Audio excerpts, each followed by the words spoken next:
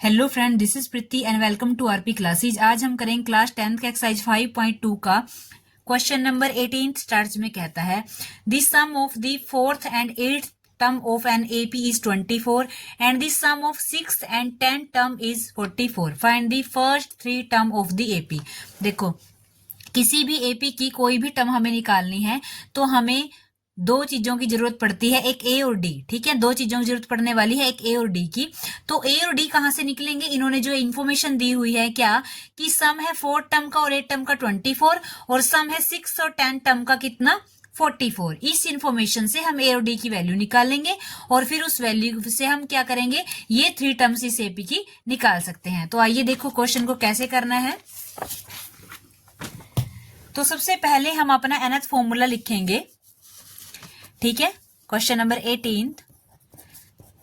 तो सॉल्यूशन में हम सबसे पहले अपना nth फॉर्मूला लिखेंगे। nth फॉर्मूला क्या होता है हमारे पास? an is equal to a plus में n माइनस 1d। ठीक है, a प्लस में n माइनस 1d।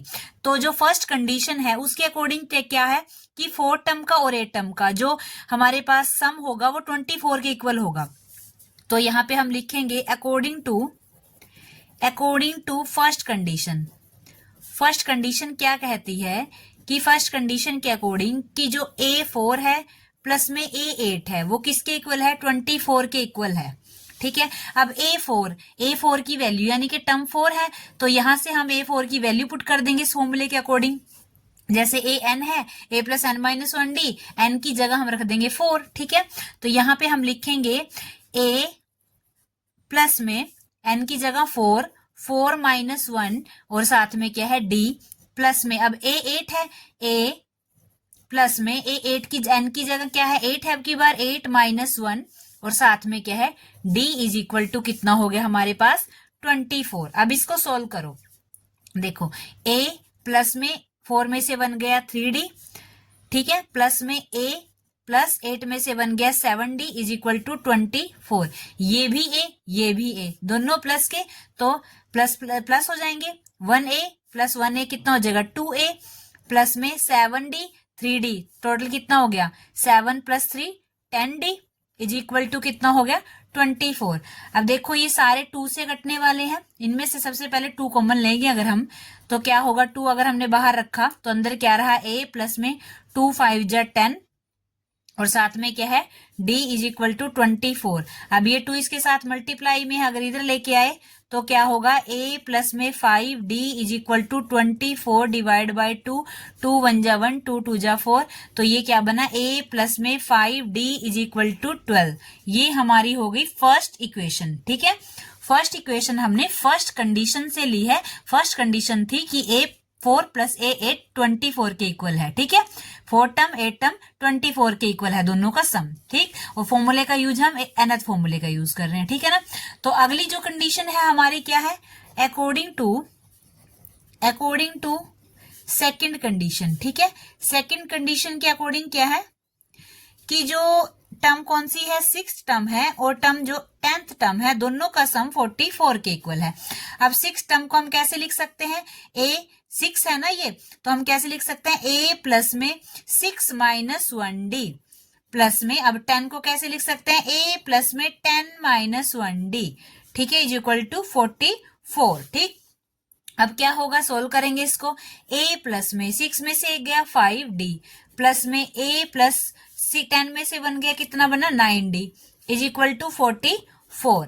अब ये भी a दोनों a को जोड़ दो, कितना बन गया 2a प्लस में 9 और 5 को ऐड करेंगे कितना बनेगा 14d इज इक्वल टू 144। ठीक, 144 नहीं 44। ठीक है, तो अब क्या करेंगे, देखो ये d ये यहाँ भी 2 है, यहाँ ये 2 से कटता है। ठीक है, तो इनमें से 2 कॉमन लेंगे हम, तो ये क्या बचा अंदर a प्लस में 2 7 जा 14 d इज इक्वल टू 44। 2 इसके साथ मल्टीप्लाई में है सारे के साथ। ठीक है, तो ये 2 मल्टीप्लाई में इधर आके डिवाइड का हो जाएगा।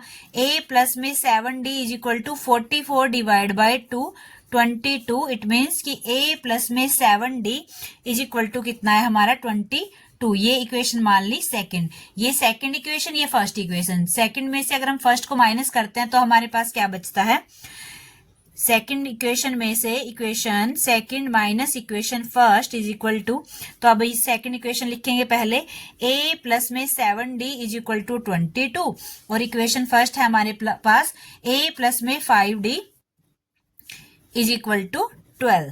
ठीक है, इनको माइनस करेंगे, माइनस a प्लस का है माइनस का है कैंसिल, 7d प्लस का है 5d माइनस का है, 7 में से 5 गया, 2d इज इक्वल टू 22 में से 12 गए 10 बचे।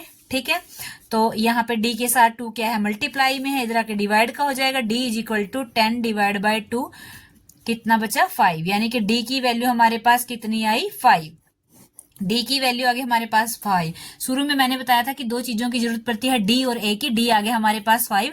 अब इस d की वैल्यू को अगर हम इस इक्वेशन नंबर 1 या फिर 2 किसी में भी रखेंगे तो हमारे पास इजिली a की वैल्यू आ जाएगी। तो हम यहाँ पे लिखेंगे put d is equal to 5 in equation first. मान लो हमने फर्स्ट इक्वेशन में रखी, फर्स्ट इक्वेशन क्या है a plus 5d is equal to 12, तो हमने यहाँ पे रखा a प्लस में 5d is equal to 12, a plus में 5 into 5 is equal to 12, a plus में 25 is equal to 12, a is equal to ये जो 25 है इसको उधर लेके चले गए, 12 माइनस में 25, तो a की वैल्यू कितनी है हमारे पास माइनस के 13, a की वैल्यू कितनी आई माइनस के 13 आ गई, a आ गई और d आ गई।